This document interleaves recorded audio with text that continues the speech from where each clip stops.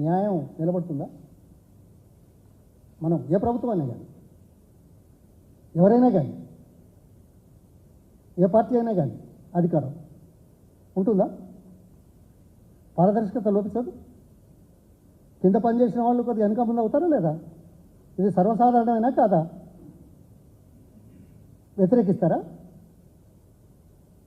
ముఖ్యమంత్రిని ఎవరైనా? మీరు చెప్పండి. మనమంతా ఒకటే.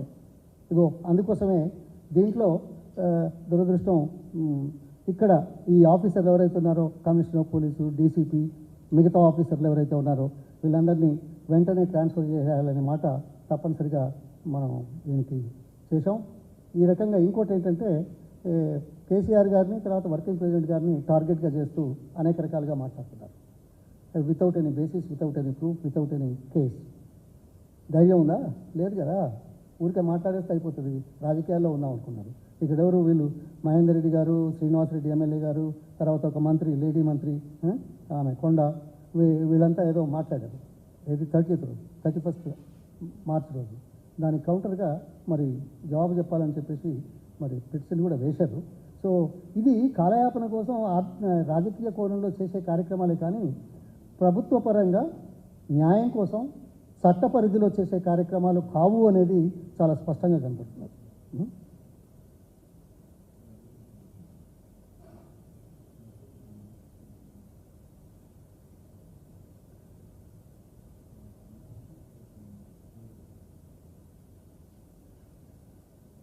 ఇవన్నీ మీకు 5 పేజీలు ఉన్నాయి. 5 పేజీలలో చాలా స్పష్టంగా ఉంది. ఇంపార్టెంట్గా ఇది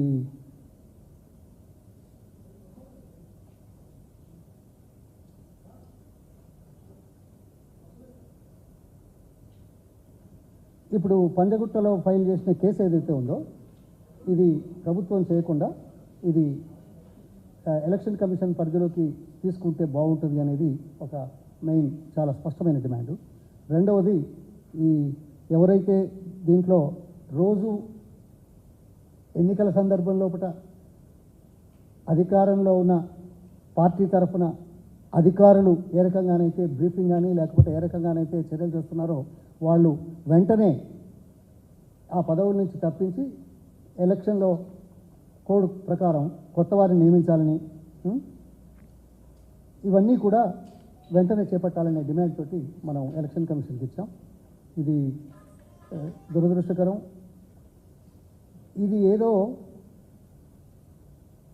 తప్పు చేసిన వాళ్ళు బాధపడుతూ చెప్పే మాటలు కాదా. తప్పు జరగకున్నా ఇలాంటివి ఎన్నో చూసిన వాళ్ళుగా, ప్రభుత్వాలను నడిపిన వాళ్ళుగా, ప్రజాస్వామ్య పద్ధతిలో ప్రజల మద్దతుతో అధికారంలోకి వచ్చిన వాళ్ళుగా, ఈరోజు అధికారం పోయినంత మాత్రాన అధికారాన్ని చేజిక్కించుకొని చేతిలో పెట్టుకుని నడిచే వాళ్లకు ఎలక్షన్ కమిషన్ ఆఫ్ ఇండియా హితబోధ చేయాలని, తగిన చర్య తీసుకోవాలనే విధంగా మేము చెప్తున్నాం. కానీ మేమేదో పొరపాటు చేసాం కాబట్టి పొరపాటుకు మాకు ఇవన్నీ చేయమని మేము అండాలా? పద్ధతి ప్రకారం చేయమంటున్నాం. అంతకంటే తెలిసిన వాళ్లకు, తెలిసినా తెలవనట్టుగా నటించే వాళ్ళకు అయితే చెప్పలేము. అందుకోసం మీ మీడియా మిత్రులతో చెప్తే ప్రజలకు వెళ్తుంది అనే ఉద్దేశంతో ఈరోజు మేము ఇది నిన్ననే ఇచ్చిన ఈ మొత్తం వివరాలు దీంట్లో చాలా స్పష్టంగా ఉన్నాయి.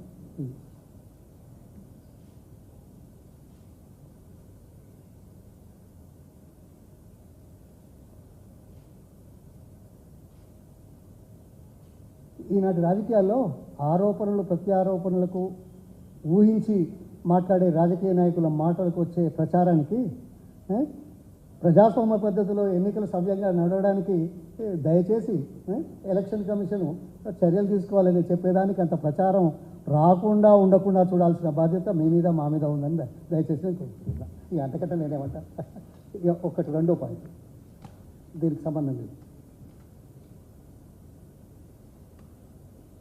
నేను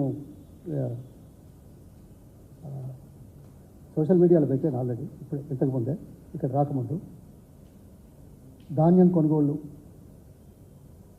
రైతులు, ప్రభుత్వం, పవర్ పాయింట్ ప్రజెంటేషన్స్, అధికారులు, మంత్రులు అందులో చాలా ఉన్నాయి విషయాలు.